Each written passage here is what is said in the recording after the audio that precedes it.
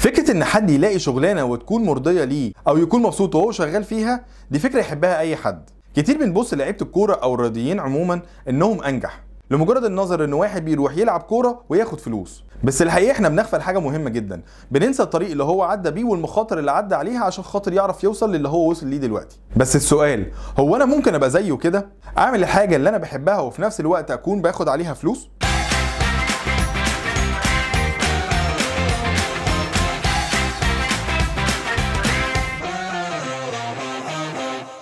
مساء الفل.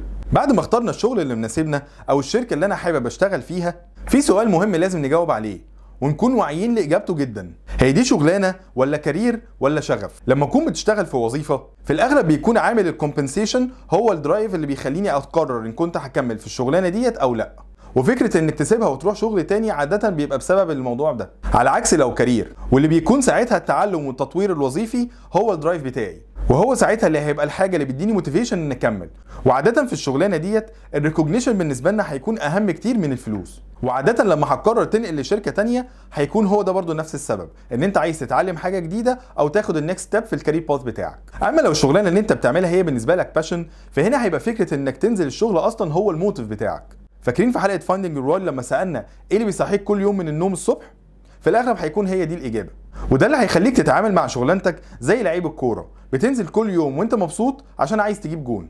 طب ازاي يبقى عندي جوب ساتسفاكشن؟ اول حاجه هيكون السيلف اويرنس، لازم بنسبه كبيره تكون متطلبات الشغلانه دي مناسبه للسترينثز اريا بتاعتك، ودي احنا اتكلمنا عنها في حلقه السوات اناليسيس. تاني حاجه التحدي، لازم تلاقي في الشغل تحدي جديد كل فتره. التحدي ده سواء تعديه عشان خاطر تعرف تكمل شغلك او تعديه عشان خاطر تترقى او تكبر في الشغل بتاعك، وده اللي عاده هيديك الموتيفيشن ان انت تبقى عايز تكمل بنسبه كبيره. تالت حاجه التنوع، عشان تقدر تتطور وتكون خبره اكبر في مجالك لازم يكون الشغل اللي انت بتشتغله بيساعدك على ان انت تكتشف جوانب جديده من الشغلانه دي، وده اللي هيخليك تطور قدراتك مع الوقت واللي هيخليك تكبر وتتطور في شغلانتك.